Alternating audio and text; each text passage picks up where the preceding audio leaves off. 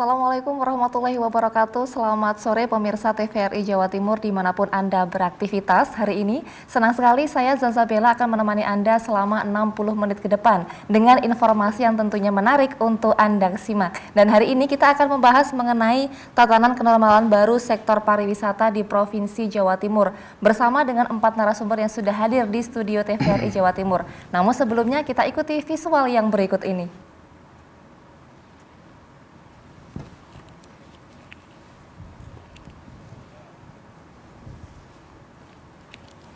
Pandemi COVID-19 yang melanda, khususnya Jawa Timur, membuat sektor pariwisata lumpuh. Meskipun terpuruknya pariwisata tak hanya melanda ujung timur Pulau Jawa, tapi turut dirasakan daerah-daerah lainnya. Padahal pariwisata ini memiliki andil besar dalam menggerakkan roda ekonomi masyarakat, khususnya yang tinggal di sekitar destinasi. Seiring munculnya wacana penerapan era kenormalan baru, pemerintah beserta pihak terkait mulai merancang strategi guna membangkitkan kembali sektor wisata. Beberapa destinasi wisata mulai dibuka. Wajib bagi destinasi yang buka menerapkan protokol kesehatan pencegahan penularan COVID-19. Di antaranya penerapan protokol kesehatan, yakni para wisatawan yang masuk daerah wisata wajib memakai masker. Destinasi wajib melengkapi fasilitas mulai dari penyediaan tempat cuci tangan lengkap dengan sabunnya, penyebaran hand sanitizer, penyemprotan disinfektan rutin, hingga pembatasan jumlah pengunjung serta saling menjaga jarak. Tatanan normal baru memberikan harapan bagi industri pariwisata Jatim untuk bangkit setelah terpuruk akibat wabah COVID-19. Itulah mengapa Pemprov Jatim menggencarkan pembentukan wisata tangguh. Wisata tangguh diyakini memiliki efek domino bagi pemulihan ekonomi Jatim. Semakin banyak area wisata yang dibuka, akan menarik banyak wisatawan, baik yang berasal dari Jatim, luar provinsi, bahkan internasional. Dampak selanjutnya adalah memperbaiki ekonomi masyarakat yang akan meningkatkan daya beli ekonomi Jatim yang sempat menurun. Namun menjadi pertanyaan bagaimana pengawasan penerapan protokol kesehatan terhadap destinasi wisata yang mulai menggeliat di tengah pandemi.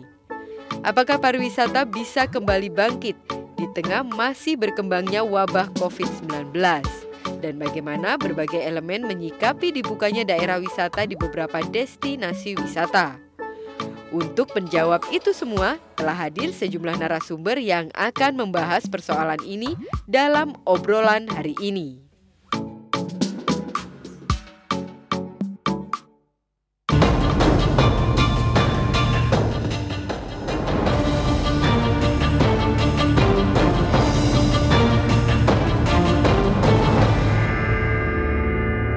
Ya, pemirsa, pandemi COVID-19 belum usai, terutama sektor-sektor yang terimbas dari adanya pandemi COVID-19 itu cukup banyak, salah satunya adalah di pariwisata Jawa Timur yang dirasa lumpuh, bahkan produktivitasnya juga menurun cukup drastis. Dan adanya peraturan yang juga memberikan regulasi terhadap bagaimana tatanan normal baru di sektor pariwisata sangat dibutuhkan oleh teman-teman pelaku industri pariwisata. Seperti apa selengkapnya sudah hadir di studio TVRI Jawa Timur 4 narasumber yang nantinya juga akan membahas mengenai regulasi tatanan kenormalan baru di sektor pariwisata. Yang pertama saya akan perkenalkan ada Ibu Dr. Lili Pujiastuti SHMH. Beliau merupakan Kepala Biro Hukum. Selamat sore Ibu. Selamat sore. Terima kasih telah berkenan hadir. Wabarakatuh. Berikutnya ada Bapak Suwondo SEME. Beliau merupakan Kepala Bidang Kebudayaan Dinas Kebudayaan dan Pariwisata Provinsi Jawa Timur. Selamat sore Pak. Dan juga ada dari Sekretaris BPD Perhimpunan Hotel dan Restoran Provinsi Jawa Timur, Bapak Sugito Adi. Selamat sore Pak, sudah berkenan hadir, terima kasih. Dan untuk narasumber yang keempat ada Bapak Imam Mahmudi SHSAG MMMH. Beliau merupakan Ketua DPP Asita Jawa Timur. Selamat sore Pak. Terima kasih telah berkenan hadir di TVRI Jawa Timur dan kita akan membahas mengenai tatanan kenormalan baru. Tapi sebelum itu, tentu pemirsa di rumah juga ingin mengetahui bagaimana produktivitas rekan-rekan khususnya pelaku industri pariwisata. Saya akan ke Pak Imam Mahmudi terlebih dahulu. Pak, untuk sejauh ini sejak dari awal pandemi hingga sekarang di bulan November 2020 untuk produktivitas ataupun kegiatan teman-teman pelaku industri khususnya di tour dan travel ya Pak ya. Ini sejauh ini seperti apa Pak? Terima kasih. Assalamualaikum warahmatullahi wabarakatuh. Waalaikumsalam. Dan perlu saya sampaikan yaitu tentang usaha pariwisata. Jadi yang mulai bulan Maret, mohon izin ya, jadi semuanya yang berdampak itu kalau saya menilai dari usaha pariwisata. Jadi bisa dikatakan di titik nadir 0,99,9% itu. Karena semuanya pada waktu itu kan memang masih COVID ini dilakukan dan adanya PSBB sehingga semuanya penerbangan ditutup, destinasi pun juga ditutup dan transportasi pun tidak jalan. Jadi itu yang bisa dirasakan oleh teman-teman usaha pariwisata khususnya anggota Asita dan juga yang lain. Tetapi intinya teman-teman semua masih semangat. Dalam arti semangat masih membuat paket-paket kapan COVID ini selesai, kapan ini pemerintah mulai mengizinkan, ini sudah berjalan. Jadi walaupun kemarin itu mungkin diperkirakan bulan November ini ya sudah mulai berjalan walaupun nilainya masih di bawah 30%. Baik, tadi update informasi dari teman-teman yang tergabung dalam DPD Asita Jawa Timur. Tapi kalau dari rekan-rekan Perhimpunan Hotel dan Restoran Jawa Timur, Pak Sugito Adi bisa sedikit berbagi, Pak? Ya, memang untuk teman-teman hotel dan restoran hampir sama sebenarnya sama travel. Cuman kalau hotel ini masih ada walaupun sedikit ya. Jadi kalau dibilang Pak Imam tadi mulai Maret memang iya. Dampak dari perjalanan orang-orang yang berwisata juga berdampak ke hotel. Jadi hotel pada waktu itu bulan Maret, apalagi April Mei itu tingkat hunian di 1 digit, di bawah 10%, bahkan ya memang ada yang 0 ya. Makanya juga teman-teman ada yang memutuskan untuk tutup dulu dalam kondisi yang cukup rendah, berhenti dulu. Nah memang dari bulan ke bulan mulai ada penyesuaian, mulai ada kita bisa berpikir lebih jernih lagi, ternyata COVID itu seperti apa, terus ada aturan baru, ada regulasi baru, ada tata cara baru yang kita harus pelajari dan mau nggak mau memang kita harus menyesuaikan dengan kondisi yang baru, tatanan yang baru ya. Timbul di bulan Juni, Juli, mulai ada yang menginap walaupun orang-orang lokal ya. Kalau di Jawa Timur ini banyak dari lokal, masih satu pulau, jadi lebih mudah perjalanan darat karena pesawat kan juga sangat dibatasi. Jadi beruntung untuk di Jawa Timur masih juga ada walaupun itu sedikit. Tapi sampai kondisi sekarang memang kami juga tetap semangat dan juga tetap berusaha untuk mencari bisnis ke teman-teman ke tempat yang lain seperti biasa dengan market yang memang kita cari sekarang. Memang sudah kondisinya mulai membaik walaupun kita juga tetap harus memperhatikan protokol kesehatan yang sebagaimana sudah digariskan dan memang itu harus kita jalankan. Baik, tadi kalau disampaikan ketika dimulai bulan Maret di bawah 10%, bahkan ada yang 0%. Tapi ketika sudah menginjak Juni, Juli, bahkan mungkin November 2020, kira-kira prosentasenya sudah menyentuh di angka berapa Pak? Grafiknya memang naik terus walaupun berkisaran kalau di rata-rata mungkin 40% ya secara overall Jawa Timur. Tapi masih sudah ada terbaikan atau sudah ada peningkatan walaupun tidak signifikan tinggi, tapi paling tidak sudah ada semangat baru. Wah, kita sudah bisa bekerja kembali, bisa melakukan kegiatan kembali walaupun dengan protokol kesehatan yang harus tetap kita jaga. Baik, jadi ini juga untuk meyakinkan ke tamu, ke customer kami kalau kita juga melakukan protokol kesehatan itu diberlakukan di tempat kami. Jadi mereka juga akan merasa aman kalau mereka berkunjung ke tempat kami. Baik, dan ini juga tidak terlepas dari bagaimana peran pemerintah dalam juga memberikan peraturan ataupun regulasi. Tapi sebelum kita membahas mengenai regulasi, saya akan ke Pak Suwondo terlebih dahulu. Pak, sejauh ini melihat mungkin geliat atau gairah masyarakat untuk berwisata. Nah, dari pantauan dari kebudayaan pariwisata Jawa Timur sendiri seperti apa Pak untuk sejauh ini? Baik, Saya kira geliatnya cukup tinggi ya, karena berwisata ini sebenarnya juga sebagian besar sudah menjadi kebutuhan. Nah ini pada masa pandemi yang sudah sekian bulan itu kan pengennya berwisata, khususnya lagi ini yang memang diserbu itu adalah daya tarik wisata yang basisnya alam, misalnya pantai, gunung. Itu dari data sampai per hari ini itu di Jawa Timur sudah ada 4.644.760 yang mengunjungi daya tarik wisata. Jadi saya kira sudah cukup banyak. Kemudian sudah ada 676 daya tarik wisata yang buka dari 969. Dan memang ada beberapa ya sampai kemudian mencapai batas maksimal, misalnya Taman Nasional Baluran itu kan perharinya kuotanya hanya 2.000, itu sampai menolak itu pada hari Minggu. Saya kira itu sudah menjadi satu gambaran bagaimana geliatnya wisatawan. Ini memang masih lebih banyak di Jawa Timur ya, artinya wisatawan Jawa Timur, jadi pergerakan dari kabupaten kota ke kabupaten yang lain. Dan memang di awal kita memang membangun yang khusus di dalam provinsi dulu. Nah setelah itu nanti baru yang dari luar provinsi, dan untuk yang dari wisatawan mancanegara kita nunggu dari kementerian. Saya kira itu. Baik, artinya mungkin ini masyarakat juga sudah terlalu lama di rumah, akhirnya Betul. ingin liburan ini keluar. Kalau geliatnya seperti itu. Tapi ada yang perlu dicatat bahwa ada 1-2 mungkin yang memang belum buka, karena juga kewenangan untuk memberikan izin buka usaha pariwisata itu ada di kabupaten kota.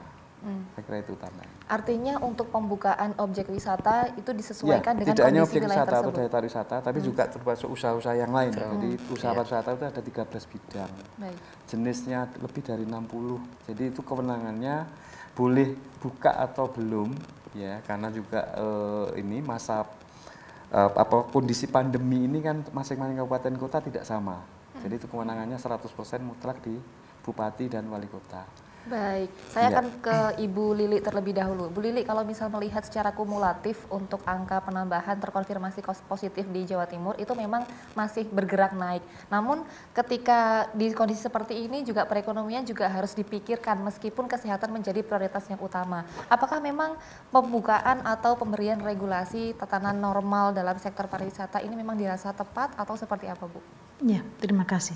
Selamat sore. Assalamualaikum warahmatullahi wabarakatuh. Waalaikumsalam. Jadi begini, terkait dengan pandemi COVID ini kan memang masuk ke Indonesia itu kan bulan Maret ya Pak ya. Jadi mungkin terasanya kan di bulan Maret, dan itu memang cepat sekali pergerakannya, penularannya juga cepat, sehingga kemudian pemerintah mengambil suatu kebijakan-kebijakan, salah satunya adalah mungkin PSBB. Yang kalau di luar negeri kita ngomong lockdown gitu kan. Nah itu akhirnya kan memang berdampak jelas kalau namanya PSBB ataupun lockdown, orang tidak bisa bergerak di mana-mana karena disuruh diam di rumah saja. Artinya kan tidak ada orang pergi, mau wisata kemana kalau minta di rumah saja. Tapi memang itu salah satu cara untuk mencegah. Jadi artinya kita tahu ini pandemi, tapi ada kebijakan kita tekan angka penularan, jadi artinya kesehatan, tapi kemudian juga setelah beberapa bulan kok ya COVID-nya nggak pergi-pergi gitu kan.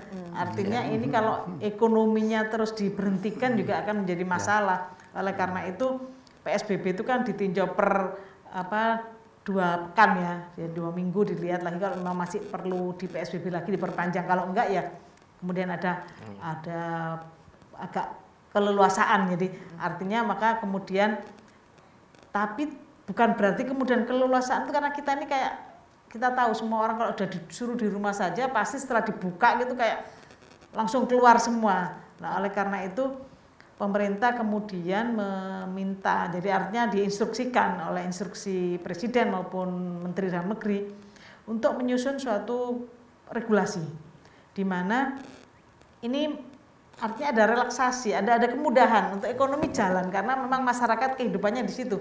Kita ngomong kesehatan, tapi kalau nggak makan juga sakit nantinya kan begitu.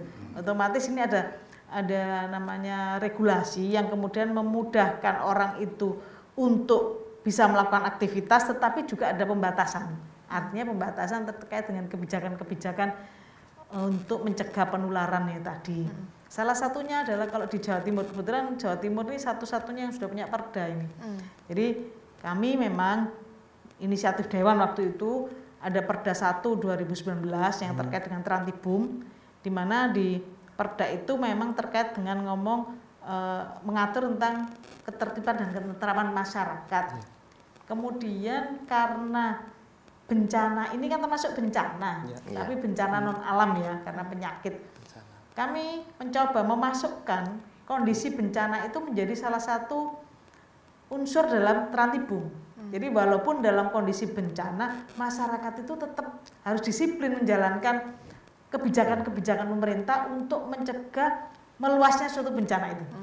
Jadi oleh karena itu ada perubahan, akhirnya keluarlah Perda nomor 2 tahun 2020, di mana di dalam salah satunya adalah mengatur tentang bagaimana kebijakan pemerintah untuk penanganan bencana, khususnya bencana yang non alam.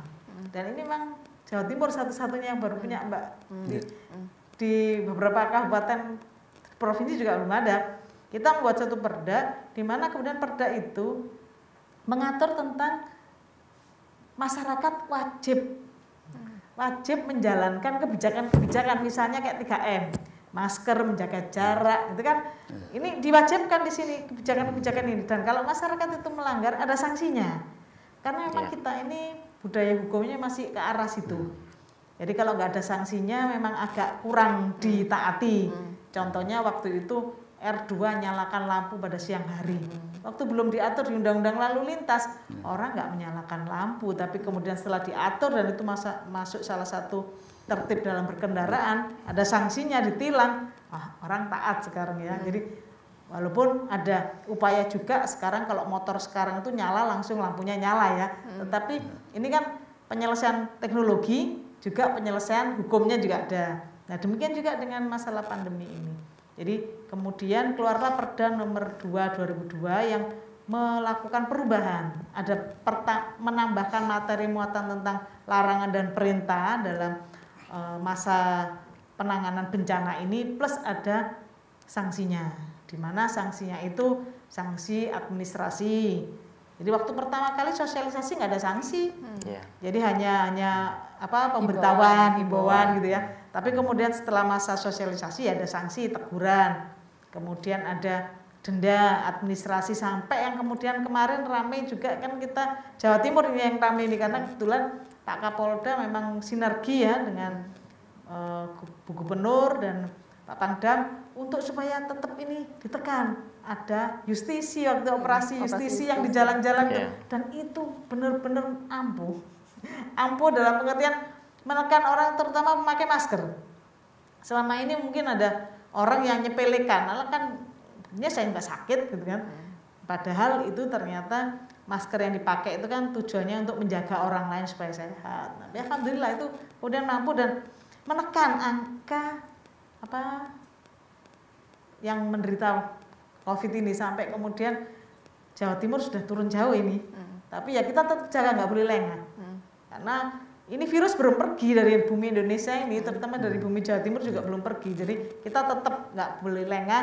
Ini tetap kita jalankan agar ini tidak menjadi kayak ya gelombang kedua, karena di negara-negara lain di luar negeri sekarang ini juga lockdown lagi kan, karena memang ada serangan lagi. Gitu. Baik, Bu Lili, tapi tadi berkaitan dengan pola hidup baru ataupun tatanan kenormalan baru diserapkan di sektor pariwisata juga sepertinya perlu diperkuat dengan adanya regulasi ataupun peraturan yang resmi dikeluarkan oleh pemerintah. Nah, untuk peraturan sendiri sekaligus sosialisasi kepada pelaku usaha di bidang pariwisata juga, Ibu?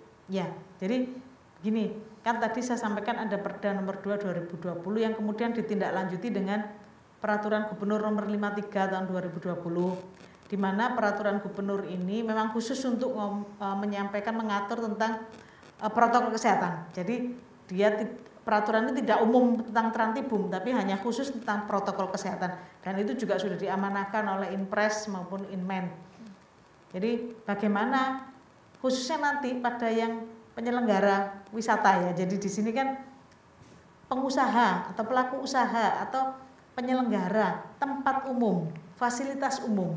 Jadi di situ ada ketentuan-ketentuan wajib melakukan apa tadi, yaitu menjaga menyediakan tempat cuci tangan, kemudian harus menyediakan masker. Kalau misalnya ada orang masuk nggak pakai masker harus diingatkan, gitu kan? Itu nggak boleh. Kemudian menjaga jarak, jangan sampai ada kerumunan. Ini semua diatur juga di peraturan gubernur nomor 53 itu.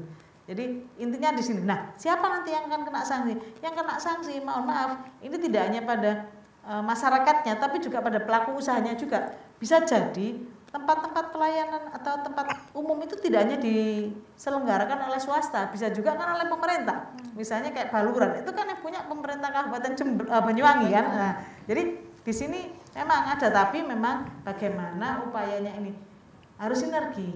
Makanya mungkin teman-teman Pol PP provinsi, kabupaten, kota, ini saya sering lihat juga ada di beberapa tempat wisata ini. Jadi waktu saya pengen ya, karena tadi kan bosen ya kadang ya, datang ke tempat wisata ternyata ada Pol PP yang di situ mengingatkan. Nah, memang kita minta kesadaran masyarakat. Untung ada yang mau mengingatkan gitu ya. Kalau nggak diingatkan malah kan kebablasan gitu ya. Jadi diingatkan, tapi kadang itu ada yang diingatkan terus EGB, emangnya dipikirin gitu ya. Padahal ini penting gitu loh. Jadi sejalan sebenarnya. Memang kita tidak mengatur khusus pelaku usaha apa saja, tidak. Jadi memang pelaku usaha yang terkait dengan kepentingan umum atau fasilitas umum itu, nah ini kan kayak pasar kan umum, nah itu kan bisa. Jadi kemudian tempat wisata, mall, itu kan tempat umum, fasilitas umum, jadi itu bisa. Jadi itu juga masuk pariwisata. Karena kalau di Surabaya wisatanya kan wisata belanja ya. Kalau wisata gunung nggak punya gunung ini. Baik, dan tentunya regulasi ini juga perlu diterjemahkan secara spesifik, terutama dari pihak-pihak terkait berkaitan dengan sektor pariwisata. Nah, kembali ke Pak Suwondo tadi Pak, ketika sudah disampaikan ada Pergub nomor 53 tahun 2020, itu adalah tindak lanjut dari Perda nomor 2 tahun 2020. Nah, itu sendiri untuk sosialisasi Pak kepada teman-teman pelaku industri pariwisata, termasuk juga masyarakat umum di Jawa Timur yang sudah berniat untuk berwisata, sejauh ini seperti apa Pak Suwondo? Saya kira sebelum Pergub 53 itu kan juga sudah kami membuat petunjuk teknis ya bagi pelaku atau pengelola usaha pariwisata, juga termasuk nanti konsumen. Kalau di pariwisata konsumennya kan wisatawan. Jadi itu sudah kami lakukan sejak cukup lama ya, mungkin 3 bulan yang lalu ya.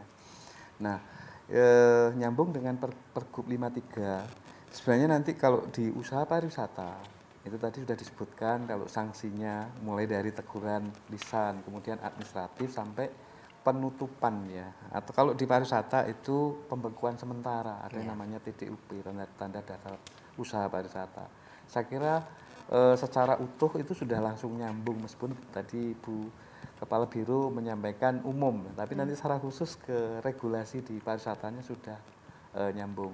Tapi kalau untuk sosialisasi dan termasuk juga sekarang ini monitoring terus-menerus kami lakukan, karena juga kami melakukan khususnya di hari libur panjang ada cuti bersama. Ini alhamdulillah itu ada 10 eselon 3 itu turun semua di pas libur itu. Jadi kami tidak libur waktu itu untuk juga melakukan monitoring, kemudian juga meskipun tidak menyeluruh, paling tidak di beberapa daya tarik wisata itu juga memberikan satu edukasi itu lebih lanjut daripada sosialisasi kan gitu. Oke, baik. Sehingga untuk petunjuk teknis sendiri ini sebenarnya bisa diimplementasikan ke semua objek pariwisata di Jawa Timur yang sudah dibuka saat itu atau seperti apa Pak? Sangat Mbak, jadi itu setiap usaha, jenis usaha itu ada masing-masing.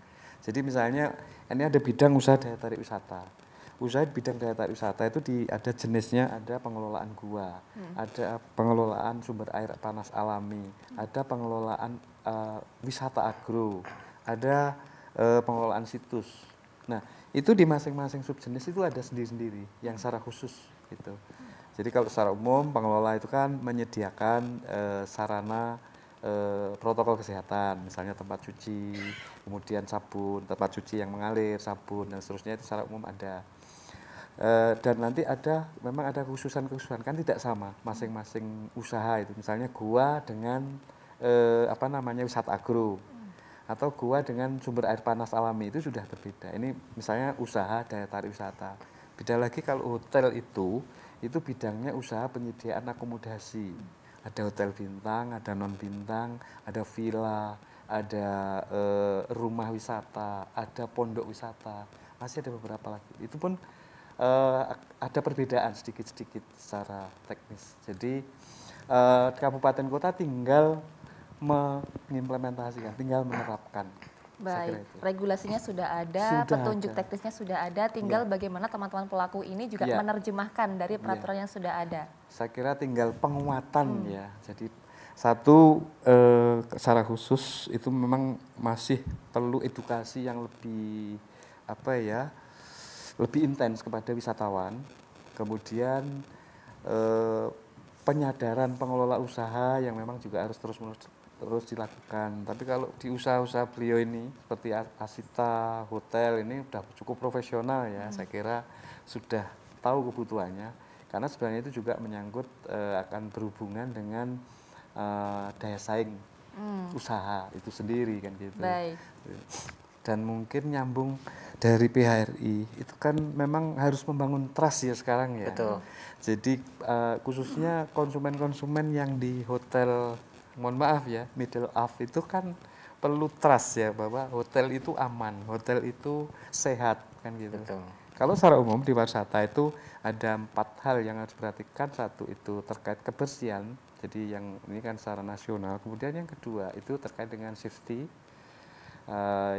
berkaitan dengan keselamatan. Kemudian yang ketiga itu health ya, ini kesehatan. Kemudian yang terakhir yang keempat ini saya kira menyangkut lingkungan. Ya, saya kira itu. Baik, Pak Suwondo, nanti kita akan juga lanjutkan. Pasti juga pemirsa pengen tahu dari segala regulasi itu ada kendala atau hambatan apa yang mungkin dihadapi oleh teman-teman pelaku. Tapi sesaat lagi setelah yang satu ini.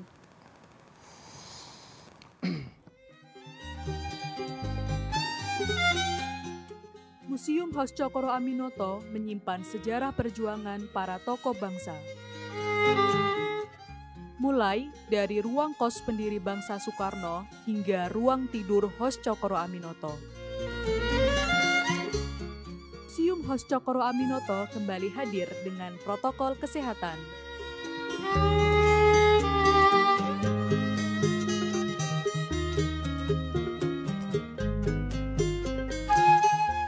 Foto-foto dan artikel sejarah perjuangan Hos Cokoro Aminoto bisa Anda baca langsung di museum.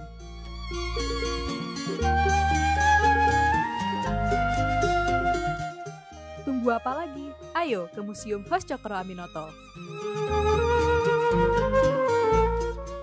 Mau tahu kapan buka? Cek info di Instagram @surabayasparkling. Saat pandemi COVID seperti ini, apa sih yang harus kita perhatikan dalam beraktivitas? Sebelum memasuki ruangan, kita wajib mencuci tangan dengan sabun atau hand sanitizer. Nah, penjual atau penyaji makanan juga wajib menggunakan masker. Usahakan menggunakan pembayaran non-tunai. Jangan lupa, jaga jarak dengan pengunjung lain minimal 1,5 meter. Membuka masker hanya saat makan atau minum saja.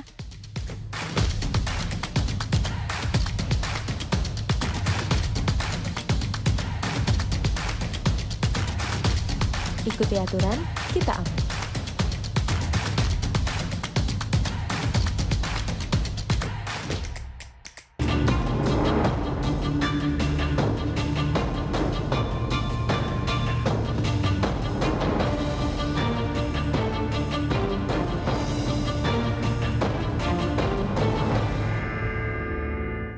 Terima kasih Anda masih bersama kami dan kita akan melanjutkan untuk diskusi pada sore hari ini berkaitan dengan regulasi tatanan kenormalan baru di sektor pariwisata Provinsi Jawa Timur. Tetap bersama dengan 4 narasumber kami yang saat ini sudah hadir di studio TVRI Jawa Timur. Baik, sekarang saya ingin beralih ke Pak Imam Mahmudi. Dan di sini pasti juga banyak berbincang ataupun mendapatkan respon dari teman-teman yang akhirnya mengetahui tentang regulasi tatanan normal di sektor pariwisata. Untuk hambatan ataupun kendala dalam menerjemahkan peraturan yang sudah ditetapkan oleh pemerintah sejauh ini seperti apa, Pak? Terima kasih. Jadi sebenarnya selama ini untuk Biro Perjalanan Wisata, anggota Asita itu sebenarnya tidak ada kendala. Karena selama ini sudah dibina oleh gubernur melalui Dinas Pariwisata, termasuk dimintai pendapat untuk membuat apa itu protokol kesehatan yang cocok untuk biro perjalanan wisata itu seperti apa, sehingga sekarang ini kan sebenarnya kan sudah ada SOP. Dinas Pariwisata sudah ada SOP, protokol kesehatan itu untuk masing-masing bidang pariwisata kan banyak, itu sebenarnya sudah ada baku, sudah ada itu. Tetapi kita yang perlu kita sampaikan sebenarnya SOP dan adanya Pergub nomor 53 itu sangat mendukung sekali karena memang ada sanksinya. Walaupun bagaimana yang dikasihkan Ibu tadi kan kalau tidak ada sanksinya kan tidak bisa berjalan mulus. Tapi Asita sebenarnya ada 2 trust yang perlu saya sampaikan.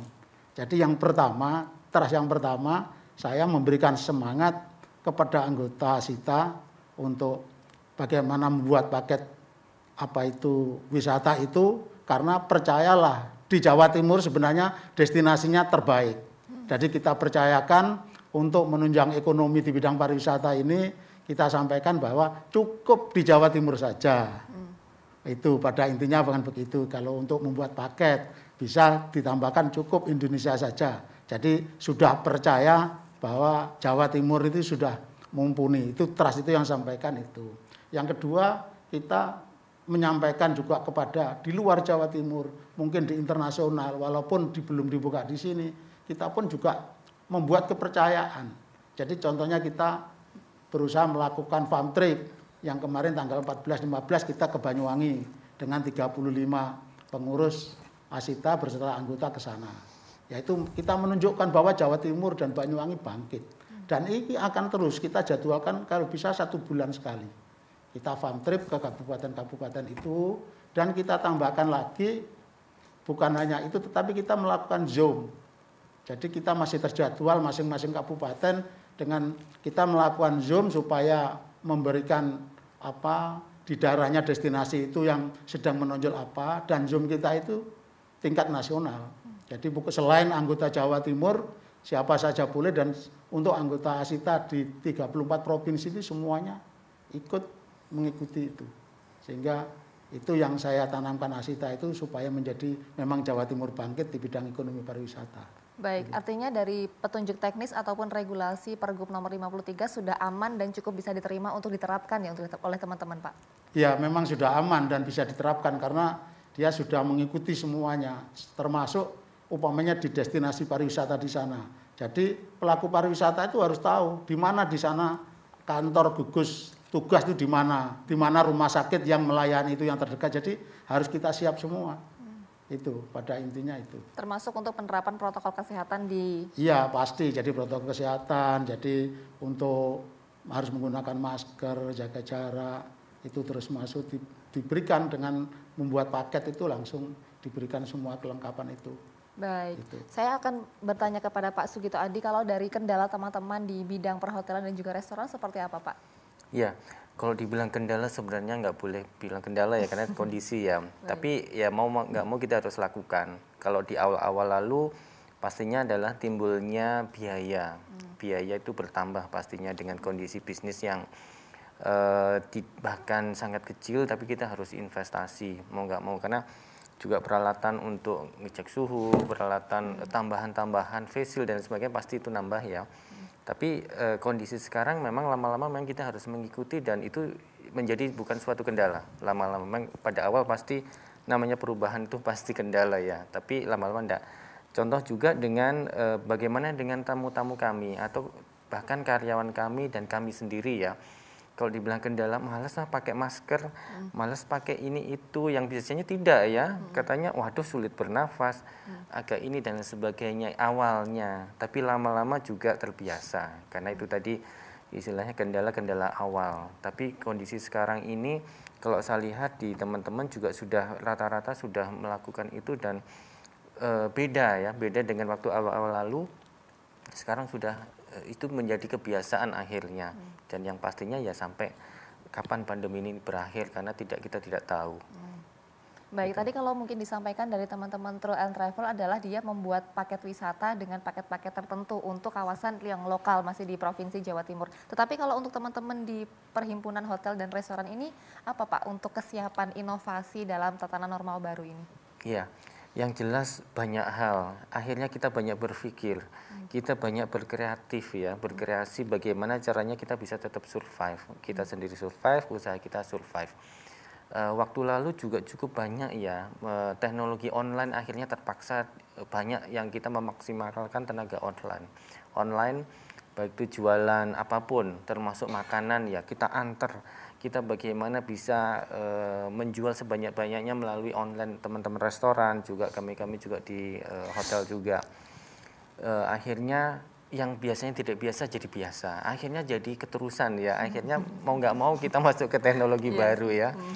Itu salah satunya. Yang kedua juga yang biasanya kita meeting kami kan selalu berkunjung ke Jakarta, kemana, ke Jogja ya, sales visit begitu ya.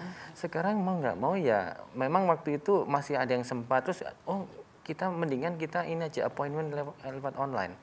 Mau pakai Zoom, mau pakai WA online, mau apa kita ketemu dengan sistem online. Itu akhirnya sekarang jadi biasa.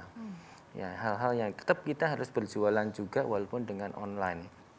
Terus juga ada hal-hal yang lain yang pastinya dulu tidak umum ya. Akhirnya kita juga menawarkan paket online walaupun yang meeting biasanya 100 gitu ya. Terus jadinya yang diluangkan kita ada misalnya 20, sisanya ada di luar online. Jadi semi online. Sekarang ada. Akhirnya teknologi kepakai lagi dan kita mulai terbiasa menggunakan itu. Ya kita belum tahu nanti sampai kapan, mungkin bisa 100% kembali sebelum pandemi hingga berkumpul semua ya, pasti maunya berkumpul semua ya. Bisa lebih ini, cuman kita tunggu waktu sekarang. Ya, itulah yang akhirnya banyak kami lakukan dengan berbagai cara bagaimana tetap survive, bagaimana tetap bisa jalan dengan berbagai cara tadi. Ya, meskipun di tengah masa pandemi tetap harus kreatif dan juga produktif ya Pak ya. Baik, tapi tadi kalau disampaikan tentang pembuatan paket wisata oleh teman-teman dari Tour and Travel, kalau biasanya tren pariwisata itu massal, banyak orang gitu Pak. Tapi kalau di pandemi ini kemudian bagaimana trennya untuk memberikan kepercayaan kepada masyarakat yang ingin berwisata Pak? Silakan Pak Imam Mahmudi. Ya memang kita membuat paket itu sistemnya itu mulai 2 orang, 4 orang, 6 orang, jadi sampai 1 bis tetapi sesuai dengan protokolnya. Jadi nanti tinggal memilih karena kebanyakan kelihatannya masih ini rombongannya kan masih kecil. Masih kecil-kecil itu masih yang meramaikan kan itu. Ya tetap kita melayani itu dan kita juga kerjasama dengan hotel dan alhamdulillah dibantu hotel dengan harga murah tapi transportasinya naik. Karena kan apa itu kan tidak bisa terpenuhi karena ada pembatasan itu. Ya tapi yang saya lawan ya hotel terus pokoknya. Ya alhamdulillah dikasih pokoknya nggak bosan-bosan, pokoknya di mana aja kita selalu meminta harga yang khusus untuk memang diberikan dengan sekarang ini itu. Tetapi ya itu kendaraan masih karena yang menanggung otomatis kan dari kita karena mestinya contohnya harganya upamanya isinya yang 18 mungkin kan hanya 10, hanya 50% kita lakukan itu. Baik, mungkin juga pemirsa di rumah juga ingin mengetahui kan ada beberapa biro perjalanan yang mewajibkan seorang wisatawan itu harus tes rapid terlebih dahulu. Tapi untuk rata-rata sejauh ini regulasi seperti itu memang diterapkan oleh teman-teman Tour and Travel di Jawa Timur atau seperti apa Pak untuk sejauh ini? Kalau untuk rapid ini alhamdulillah di Jawa Timur memang belum diwajibkan ya itu. Tetapi kalau yang diwajibkan itu sementara ini kan masih naik kereta api, pesawat itu makanya untuk TL-nya dari Tour Travel ini harus rajin mulutnya mengingatkan terus. Tadi memang dilengkapi semua perlengkapan itu, tetapi kadang-kadang di waktu tempat itu lokasi kadang-kadang tidak terkontrol ya diingatkan. Harus kita mengingatkan kan gitu. Jadi selama ini di Jawa Timur kan belum Ibu ya, yang selama ini hanya naik pesawat dan naik kereta api, mungkin termasuk naik kapal pelni yang masih itu. Baik, tadi sudah kita simak bersama bagaimana kendala dari rekan-rekan yang tergabung dalam Perhimpunan Hotel dan Restoran juga Tour and Travel. Sekarang saya akan beralih ke Bu Lili lagi. Bu Lili, terkait dengan kendala penerapan regulasi di kabupaten kota yang ada di Jawa Timur sejauh ini, Bu, update-nya seperti apa, Bu? Ya, terima kasih. Jadi memang untuk keberlakuan hukum itu pasti ada faktor-faktor yang berpengaruh. Jadi saya tidak ngomong kendala memang, tapi faktor-faktor yang berpengaruh terhadap tingkat kepatuhan. Jadi pertama memang peraturannya sendiri. Jadi misalnya Pergub 53 ini kan memang pergub di Jawa Timur. Cuman jangkauannya itu kan kadang di kabupaten kota ini punya peraturan kepala daerah sendiri-sendiri. Ada perwali, ada peraturan bupati, di mana mereka juga mengatur sendiri karena kewenangannya di sana. Kecuali kalau terjadi dia nggak punya peraturan. Jadi misalnya seperti belum punya perda, Bu, padahal perdanya provinsi sudah ada dan ada sanksi pidananya, maka bisa enggak? Nah, karena ini yang melakukan ketentuan pidana ini adalah polisi, jaksa, hakim, nah dia kan bisa pakai perdanya provinsi. Gitu ya. Tapi kalau yang sanksi administrasi, karena itu kewenangannya ada di kabupaten kota, ya kabupaten kota menggunakan peraturannya sendiri, yaitu peraturan bupati atau wali kotanya. Nah, kendalanya adalah ada beberapa peraturan ini yang belum sinkron, artinya loh di provinsi itu sanksinya sekian, saya sanksinya cuma 50.000, saya pakai yang mana ya gitu kan.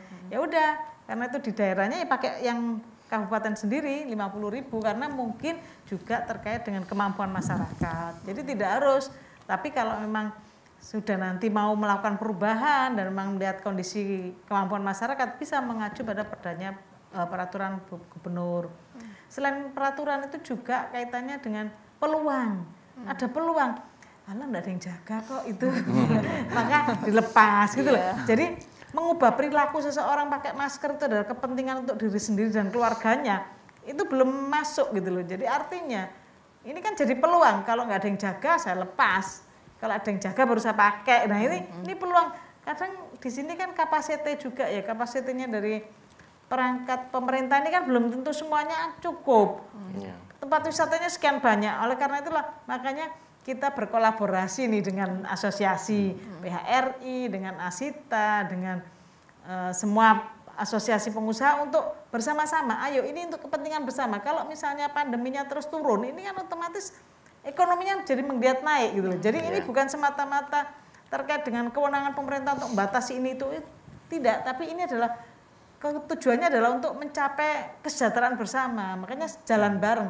Nah inilah kerja bareng, kita bersama sosialisasi juga seperti ini, penyuluhan ini juga kita kembangkan terus supaya bukan semata-mata ini kebijakan pemerintah, tapi juga dari asosiasi ini kebutuhan bersama. Gitu loh. Cuman terus juga terkait komunikasi. Nah, ini penting juga. Jadi itu faktor kendala, faktor pengaruh dalam meningkatkan kepatuhan karena ini kan sekarang disebut new normal ya. Jadi kehidupan sekarang ini orang itu nggak pakai masker tuh malah aneh kan, karena biasanya kan pakai masker sekarang. Karena jadi, sudah terbiasa memakai masker. Jadi new normalnya tuh biasanya sekarang pakai masker gitu loh. Jadi orang nggak pakai, udah pakai masker. Jadi, nah ini mengingatkan juga kebiasaan kita. Ya bukan kita jadi cerewet suka ini orang, tapi ini kepentingan bersama. Demikian juga teman-teman. Itu komunikasi, cuman komunikasinya yang baik.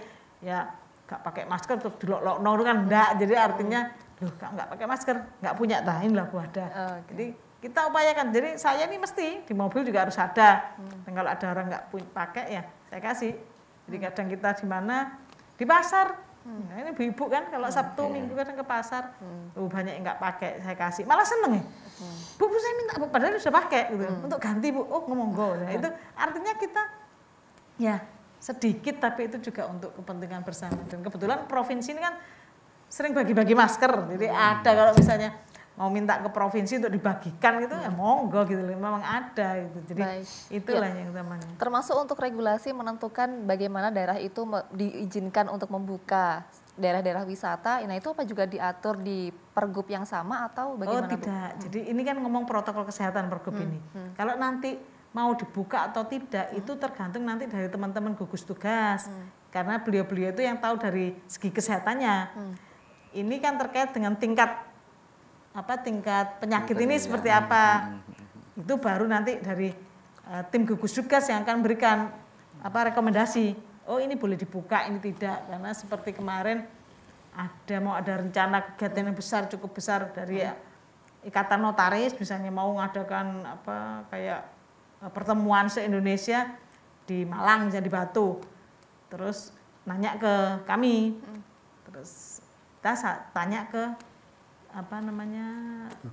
tim gugus tugas untuk tanya bisa nggak diadakan. Nah ini karena dari segi kesehatan kan kita hukum tidak tahu. Baik, jadi artinya untuk kewenangan tersebut disesuaikan dengan aturan di Satgas. Iya, sesuaikan dengan tidak hanya aturan tapi juga kebijakan yang terkait di bidang kesehatan. Dan itu lihat lokasinya juga. Baik. Terus lokasinya di mana? Terbuka atau tertutup? Nah, itu kan itu penting, makanya kita hukum ini menjadi pendukungnya untuk bisa menjalankan kebijakan-kebijakan pemerintah itu untuk menyelesaikan masalah COVID ini. Baik, Bu Lili, sejauh ini dari kemudian ditetapkannya Pergub nomor 53 mungkin ada evaluasi Bu sejauh ini karena ini pandemi belum tahu kapan berakhirnya, tapi ini sudah menginjak November, sebentar lagi kita akan berganti tahun, tentu pasti ada evaluasi yang sedang disiapkan. Seperti apa Bu Lili? Oh iya, pasti kita melakukan evaluasi, tapi kemarin memang evaluasi itu kan gini, tidak semua masalah itu diselesaikan dengan hukum. Ini yang perlu kita ingat. Jadi tidak semua masalah diselesaikan dengan hukum. Ada tindakan-tindakan nyata, ya seperti ngomong pandemi, kebijakannya adalah itu tindakan nyata, pola hidup sehat, pakai masker, cuci tangan, ini kan sebenarnya bukan hukum. Tapi kemudian kita melihat masyarakat ada keengganan, atau kemudian kurang disiplin lah untuk melakukan itu. Di sini peran hukum untuk mendisiplinkan mereka, gitu loh. Jadi ada hukum ini untuk melegitimasi dan kemudian membuat kebijakan ini jadi lebih ditaati atau dipatuhi. Ada juga memang itu tindakan nyata. Nah, jadi tidak mesti ada mungkin ekonomi sekarang ini kan bagaimana dengan kondisi yang seperti ini UMKM perlu diberikan relaksasi terkait dengan bantuan-bantuan yang digunakan untuk menambah modalnya. Nah ini kan juga, tapi kemudian bantuan itu kita legitimasi dalam hukum supaya nggak salah kan begitu kita pemerintah. Jadi hukum itu memang pendukung yang untuk memberikan kepastian, perlindungan supaya yang melakukan baik pemerintahnya maupun masyarakatnya jadi aman semua. Koridornya kan tetap pada koridor yang disesuaikan dengan peraturan perundang-undangan. Jangan sampai yang terima dan yang kena semua nanti jadi salah semua ini ya. Baik, kalau untuk dari Disbudpar Provinsi Jawa Timur Pak, sejauh ini apa yang mungkin sedang disiapkan karena juga pandemi belum diketahui kapan selesainya Pak?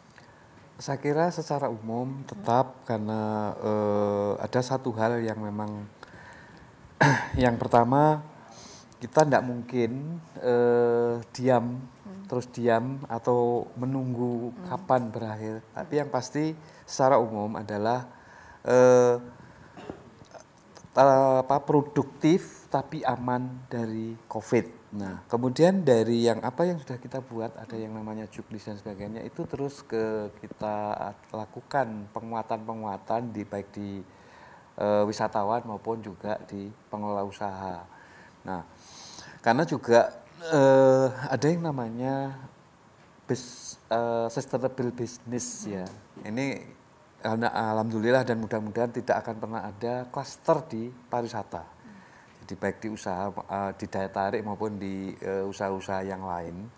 Nah, pada saat nanti muncul klaster di pariwisata, itu kan akan menjadi tidak berkelanjutan, kan trust-nya turun lagi. Baik.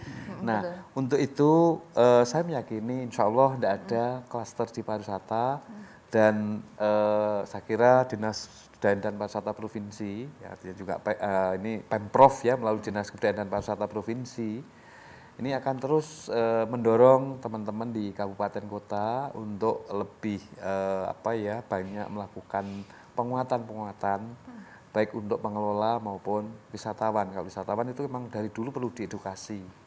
Jadi juga diberitahu, misalnya di daya tarik wisata alam itu kan ada ketentuan-ketentuannya. Nah sekarang hari ini di masa pandemi ada tambahan satu lagi, yaitu tadi ada protokol kesehatan yang harus diikuti.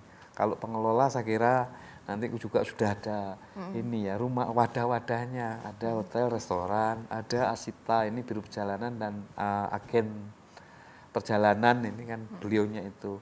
Dan juga yang lain itu sudah ada wadahnya. Kami akan selalu komunikasikan, kami koordinasikan. Saya kira gitu. Baik Pak Suwondo, terima kasih. Lalu saya akan beralih ke Pak Sugito Adi dan juga Pak Imam Mahmudi. Saya ke Pak Sugito terlebih dahulu. Mungkin harapannya Pak, karena ini masa pandemi juga belum berakhir, tapi diharapkan supaya pariwisata tidak menjadi klaster baru. Seperti apa Pak? Ya, harapannya kami selalu pastinya protokol tetap harus dijalankan. Yang kedua juga kami tetap berusaha. Beberapa kali ini juga dari pihak provinsi juga sudah membantu dengan promosi Jawa Timur, misalnya di minggu lalu misalnya mendatangkan PGO, professional organizer yang ada dari Jakarta dan beberapa tempat ke Surabaya dan ke Malang minggu lalu juga untuk promosi tahun depan paling tidak setelah masa-masa pandemi ini juga. Terus juga koordinasi juga dengan IO dengan online, jadi MICE online juga kami juga diundang. Ini yang di luar dari yang kami sendiri jalan ya. Jadi dari provinsi, dari Pemda pasti saya yakin masing-masing juga membantu usaha hotel dan restoran untuk menjalankan ke depannya bagaimana tetap berjalan, tetap promosi dengan cara-cara yang tadi. Jadi juga banyak membantu di sektor itu. Itu yang kami tetap harus konsisten dan juga jalankan untuk memperbaiki apa yang sudah berjalan selama ini, mudah-mudahan tetap jalan terus dan kembali ke situasi yang semula. Baik, untuk Pak Imam Mahmudi silahkan. Terima kasih. Mudah-mudahan COVID yang ada di Jawa Timur ini bisa menurun terus. Amin. Dan protokol kesehatan tetap diterapkan sehingga dari mancanegara itu akan percaya bahwa trust di Jawa Timur ini sangat terkontrol sehingga bisa dipercaya kembali, sehingga rekan-rekan yang ada di luar Indonesia ini akan langsung masuk lagi ke Jawa Timur. Amin. Tentu juga harapan kita semua bersama-sama agar pandemi COVID ini juga segera pergi, segera hilang dari bumi pertiwi Indonesia dan semuanya akan kembali produktif seperti sedia kala. Terima kasih untuk Ibu Lili dari Kepala Biro Hukum, Pak Suwondo dari Kepala Bidang Kebudayaan Disbudparprov, dan juga Pak Sugito Adi selaku Sekretaris BPD Perhimpunan Hotel dan Restoran Jawa Timur, dan Pak Imam Mahmudi dari Ketua DPD Asita Jawa Timur. Terima kasih telah berbagi. Semoga juga informasi ini memberikan informasi yang cukup clear kepada masyarakat ketika memang ingin berwisata. Jangan lupa untuk tetap patuh protokol kesehatan karena juga ada sanksi yang mengatur ketika teman-teman yang berwisata ini melanggar aturan protokol kesehatan. Dan terima kasih telah bersama kami di obrolan selama 60 menit dan tadi kita sudah membahas mengenai regulasi tatanan kenormalan baru di sektor pariwisata Jawa Timur. Kita akan bertemu di lain waktu dengan tema yang berbeda yang menarik untuk Anda simak. Terima kasih, saya Sapila, mohon pamit undur diri. Wassalamualaikum warahmatullahi wabarakatuh. Waalaikumsalam.